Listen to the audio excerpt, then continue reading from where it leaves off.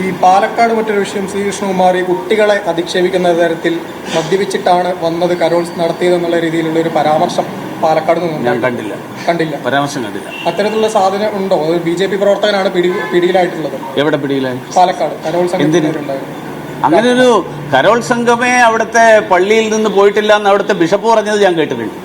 അപ്പൊ അതിന് DYFIയുടെ കരോൾ സംഘമാണോ എന്ന് എനിക്കറിയില്ല. രാഷ്ട്രീയ മുതലെടുപ്പിനാണ് ശ്രമിച്ചത്. അറിയില്ല, നോക്കാം, അന്വേഷിച്ചു നോക്കും. നിങ്ങളും അന്വേഷിച്ചു നോക്കും, ഞാനും അന്വേഷിക്കും.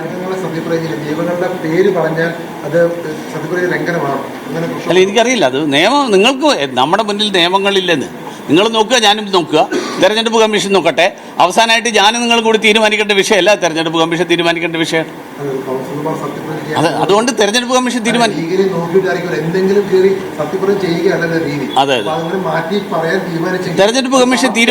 തെരഞ്ഞെടുപ്പ് കമ്മീഷൻ തീരുമാനിക്കട്ടെ. പാർട്ടി അറിഞ്ഞിരിക്കുമല്ലോ അത്തരത്തിൽ മാറ്റി ഒരു ദൈവനാമത്തിന് പകരം ദൈവത്തിന്റെ പേര് സത്യം തീരുമാനിച്ചെങ്കിൽ ഇത് പാർട്ടി അറിയുമല്ലോ. അല്ല, അതിനെക്കുറിച്ച് പരാതി ഇപ്പോൾ ഉള്ളത് തെരഞ്ഞെടുപ്പ് കമ്മീഷന്റെ മുന്നിലാണ്. തെരഞ്ഞെടുപ്പ് കമ്മീഷന്റെ മുന്നിലുള്ള ഒരു വിഷയത്തെക്കുറിച്ച് ഞാൻ അഭിപ്രായം പറയുന്നത് തെരഞ്ഞെടുപ്പ് കമ്മീഷനെ സ്വാധീനിക്കാനാണെന്നൊക്കെ നാളെ നിങ്ങൾ തന്നെ പറയും. അത് ചെയ്യാതിരിക്കുന്നതല്ല നല്ലത്. പ്രത്യേകിച്ച് ഒരു മുൻ കേന്ദ്രമന്ത്രി. എന്തായാലും അദ്ദേഹം ഒരു കൗൺസിലർ ആയിരിക്കും.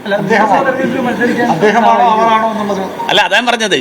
അത് ഹി ഓർ ഷീ ആരാണെങ്കിലും ഒരു കൗൺസിലർ തന്നെ ഉള്ളൂ. അല്ലാത്ത ഒരാളെ എന്തായാലും വെക്കൂല, എടുക്കില്ല. 5 വർഷത്തെ ടേമാണല്ലോ. അപ്പോൾ നിയമസഭാ തെരഞ്ഞെടുപ്പിലും ഇയാൾക്ക് മത്സരിക്കാനുള്ള ഒരു ഒരു 24 മണിക്കൂർ ആവശ്യമുള്ളൂ. ഇന്നിപ്പോൾ സമയം 10-11 മണി. നാളെ രാവിലെ ഈ സമയം ആകുമ്പോഴത്തേക്കാണ്.